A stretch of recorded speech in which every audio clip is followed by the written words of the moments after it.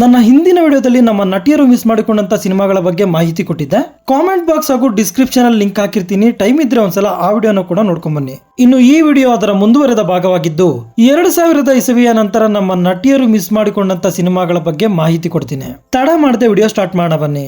ನಮ್ಮ ಪುನೀತ್ ರಾಜ್ಕುಮಾರ್ ಅವರ ಕೆರಿಯರ್ ಅಲ್ಲಿ ಒಂದೊಳ್ಳೆ ಫ್ಯಾಮಿಲಿ ಹಿಟ್ ಸಿನಿಮಾ ಅಂದ್ರೆ ಮಿಲನ ಸಿನಿಮಾ. ಈ ಸಿನಿಮಾದಲ್ಲಿನ ಪಾರ್ವತಿ ಮೆನನ್ ಅವರ ಪಾತ್ರಕ್ಕೆ ಮೊದಲಿಗೆ ರಾಧಿಕಾ ಕುಮಾರಸ್ವಾಮಿ ಅವ್ರನ್ನ ಅಪ್ರೋಚ್ ಮಾಡಿದ್ರಂತೆ. ಆದ್ರೆ ಆ ಸಮಯದಲ್ಲಿ ಅವರು ಅನಾಥರು ಸಿನಿಮಾದಲ್ಲಿ ಬ್ಯುಸಿ ಆಗಿದ್ದಂತ ಕಾರಣದಿಂದ ಮಿಲನ ಸಿನಿಮಾನ ರಿಜೆಕ್ಟ್ ಮಾಡಿರ್ತಾರೆ. ಈ ಸಿನಿಮಾ ರಿಜೆಕ್ಟ್ ಮಾಡಿದಕ್ಕೆ ಅವ್ರು ಈಗಲೂ ಕೂಡ ರಿಗ್ರೆಟ್ ಫೀಲ್ ಆಗ್ತಿದಾರಂತೆ. ಲೂಸ್ ಮಾದ ಯೋಗಿ ಅವರು ನಾಯಕ ನಟನಾಗಿ ಮೊದಲ ಬಾರಿಗೆ ಅಭಿನಯಿಸಿದಂತ ಸಿನಿಮಾ ನಂದಾ ನಂದಿತ. ಈ ಸಿನಿಮಾನ ಗೆಜ್ಜೆನಾದ ವಿಜಯ್ ಪ್ರಸಾದ್ ಅವರು ಡೈರೆಕ್ಟ್ ಮಾಡಿದ್ರೆ ಅಜಯ್ ಕುಮಾರ್ ಅವರು ಸ್ಟೋರಿ ಬರೆದಿರ್ತಾರೆ. ಯೋಗಿ ಅವರ ಜೊತೆ ನಾಯಕ ನಟಿಯಾಗಿ ನಟಿಸೋದಕ್ಕೆ ಮೊದಲಿಗೆ ಅಮೂಲ್ಯ ಅವರನ್ನ ಅಪ್ರೋಚ್ ಮಾಡಿದ್ರಂತೆ ಈ ಸಿನಿಮಾ ತಂಡ. ಆದ್ರೆ ಆ ಸಮಯದಲ್ಲಿ ಎಸ್ ನಾರಾಯಣ್ ಅವರ ಮಗನ ಸಿನಿಮಾದಲ್ಲಿ ಬ್ಯುಸಿ ಆಗಿದ್ದಂತ ಕಾರಣದಿಂದ ಅಮೂಲ್ಯ ಅವರು ಈ ಸಿನಿಮಾನ ರಿಜೆಕ್ಟ್ ಮಾಡಿರ್ತಾರೆ. ನಮ್ಮ ಪುನೀತ್ ರಾಜ್ಕುಮಾರ್ ಅವರು ನಟಿಸಿದಂತ ಮಾಸ್ ಕಮರ್ಷಿಯಲ್ ಸಿನಿಮಾ ರಣವಿಕ್ರಮ. ಈ ಸಿನಿಮಾದಲ್ಲಿ ಬರುವಂತ ಫ್ಲಾಶ್ ಬ್ಯಾಕ್ ನಲ್ಲಿನ ನಾಯಕಿಯ ಪಾತ್ರಕ್ಕೆ ಮೊದಲಿಗೆ ರಚಿತಾ ರಾಮ್ ಅವ್ರನ್ನ ಅಪ್ರೋಚ್ ಮಾಡಿತ್ತಂತೆ ಈ ಸಿನಿಮಾದ ತಂಡ. ಆದ್ರೆ ರಚಿತಾ ರಾಮ್ ಅವರು ಆ ಸಮಯದಲ್ಲಿ ಅಂಬರೀಷ ಹಾಗೂ ರನ್ನ ಸಿನಿಮಾಗಳಲ್ಲಿ ಬ್ಯುಸಿ ಆಗಿದ್ದಂತ ಕಾರಣದಿಂದ ರಣವಿಕ್ರಮ ಸಿನಿಮಾದಲ್ಲಿನ ಪಾತ್ರವನ್ನ ರಿಜೆಕ್ಟ್ ಮಾಡಿರ್ತಾರೆ. ಸಿದ್ಲಿಂಗು ಸಿನಿಮಾ ಹಿಟ್ ಆದ್ಮೇಲೆ ಡೈರೆಕ್ಟರ್ ವಿಜಯ್ ಪ್ರಸಾದ್ ಹಾಗೂ ರಮ್ಯಾ ಅವರ ಕಾಂಬಿನೇಷನ್ ಅಲ್ಲಿ ಮೂಡಿ ಬರಬೇಕಾಗಿದ್ದಂತ ಮತ್ತೊಂದು ಸಿನಿಮಾ ನೀರ್ದೋಸೆ. ಈ ಸಿನಿಮಾ ಅನೌನ್ಸ್ ಆಗಿದ್ದಾಗ ರಮ್ಯಾ ಅವರು ನಾಯಕಿಯಾಗಿರ್ತಾರೆ. ಆದ್ರೆ ರಮ್ಯಾ ಅವರು ತಾನು ಜಗ್ಗೇಶ್ ಅವ್ರ ಜೊತೆ ನಟಿಸೋದಕ್ಕೆ ಕಂಫರ್ಟ್ ಇಲ್ಲ ಅನ್ನೋ ಕಾರಣ ಕೊಟ್ಟು ನೀರ್ದೋಸೆ ಸಿನಿಮಾದಿಂದ ಹೊರಗಡೆ ಬಂದಿರ್ತಾರೆ. ಆ ನಂತರ ನಟಿ ಹರಿಪ್ರಿಯಾ ಅವರು ಈ ಪಾತ್ರದಲ್ಲಿ ನಟಿಸಿರ್ತಾರೆ. ನಮ್ಮ ಉಪೇಂದ್ರ ಅವರು ಸ್ಟೋರಿ ಬರೆದಂತ ಹಾಲಿವುಡ್ ಸಿನಿಮಾದಲ್ಲಿ ನಾಯಕಿಯಾಗಿ ನಟಿಸೋದಕ್ಕೆ ಮೊದಲಿಗೆ ಮನೀಷಾ ಕೊಯಿರಾಲಾ ಅವ್ರನ್ನ ಅಪ್ರೋಚ್ ಮಾಡಿದ್ರಂತೆ. ಆದ್ರೆ ಅವರು ಹೈ ರೆಮ್ಯುನರೇಷನ್ ಕೇಳಿದ ಕಾರಣದಿಂದ ಸಿನಿಮಾ ತಂಡ ಅವರನ್ನ ಕೈಬಿಟ್ಟಿರ್ತಾರೆ.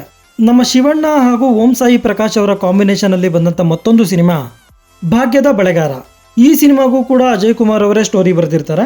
ಈ ಸಿನಿಮಾದ ಕತೆ ರೂರಲ್ ಬ್ಯಾಕ್ ಗ್ರೌಂಡ್ ಅಲ್ಲಿ ನಡೆಯೋದ್ರಿಂದ ನಾಯಕಿಯ ಪಾತ್ರಕ್ಕೆ ಪ್ರಿಯಮಣಿ ಅವರು ಸೂಟ್ ಆಗ್ತಾರೆ ಅಂತ ಮೊದಲಿಗೆ ಅವರನ್ನೇ ಅಪ್ರೋಚ್ ಮಾಡಿದ್ರಂತೆ. ಆದ್ರೆ ಪ್ರಿಯಮಣಿ ಅವರಿಗೆ ಈ ಸಿನಿಮಾದ ಕತೆ ಇಷ್ಟ ಆದ್ರೂ ಕೂಡ ಕಾರಣಾಂತರಗಳಿಂದ ಈ ಸಿನಿಮಾನ ಮಿಸ್ ಮಾಡ್ಕೊಂಡಿರ್ತಾರೆ. ರಮ್ಯಾ ಅವರು ರಿಜೆಕ್ಟ್ ಮಾಡಿದಂತ ಮತ್ತೊಂದು ಸಿನಿಮಾ ಸಂತ ಸಿನಿಮಾ. ನಮ್ಮ ಶಿವಣ್ಣ ಅವರು ಆಕ್ಟ್ ಮಾಡಿದ ಈ ಸಿನಿಮಾನ ಮುರಳಿ ಮೋಹನ್ ಅವರು ಡೈರೆಕ್ಟ್ ಮಾಡಿರ್ತಾರೆ. ರಮ್ಯಾ ಅವರು ಈ ಸಿನಿಮಾನ ಒಪ್ಕೊಂಡು ಆ ನಂತರ ರಿಜೆಕ್ಟ್ ಮಾಡಿರ್ತಾರೆ. ರಮ್ಯಾ ಅವರು ರಿಜೆಕ್ಟ್ ಮಾಡಿದ ಸಿನಿಮಾಗಳ ಪಟ್ಟಿ ಸ್ವಲ್ಪ ದೊಡ್ಡದೇ ಇದೆ. ನಟಿ ಶ್ರುತಿ ಹರಿಹರನ್ ಅವ್ರಿಗೆ ಬಜರಂಗಿ ಸಿನಿಮಾದಲ್ಲಿನ ಕೃಷ್ಣಯ್ಯ ಪಾತ್ರದಲ್ಲಿ ನಟಿಸೋದಕ್ಕೆ ಆಫರ್ ಬಂದಿರುತ್ತೆ. ಆದ್ರೆ ಆ ಸಮಯದಲ್ಲಿ ಅವರು ರಾಟೆ ಸಿನಿಮಾದಲ್ಲಿ ಬ್ಯುಸಿ ಆಗಿದ್ದಂತ ಕಾರಣದಿಂದ ಈ ಸಿನಿಮಾನ ರಿಜೆಕ್ಟ್ ಮಾಡಿರ್ತಾರೆ.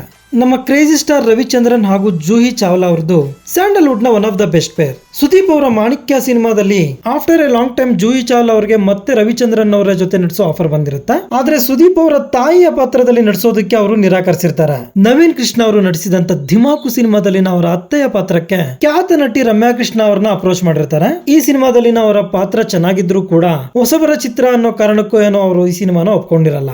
ಇದಾಗಿರುತ್ತೆ ನಮ್ಮ ನಟಿಯರು ಮಿಸ್ ಮಾಡಿಕೊಂಡಂತ ಸಿನಿಮಾಗಳ ಭಾಗ 2 ವಿಡಿಯೋ. ಈ ವಿಡಿಯೋ ನಿಮ್ಗೆ ಇಷ್ಟ ಆಗಿದ್ರೆ ಒಂದು ಲೈಕ್ ಕೊಟ್ಟು ನನ್ನ ಚಾನೆಲ್ ನ ಸಬ್ಸ್ಕ್ರೈಬ್ ಮಾಡ್ಕೊಳ್ಳಿ. Thank you.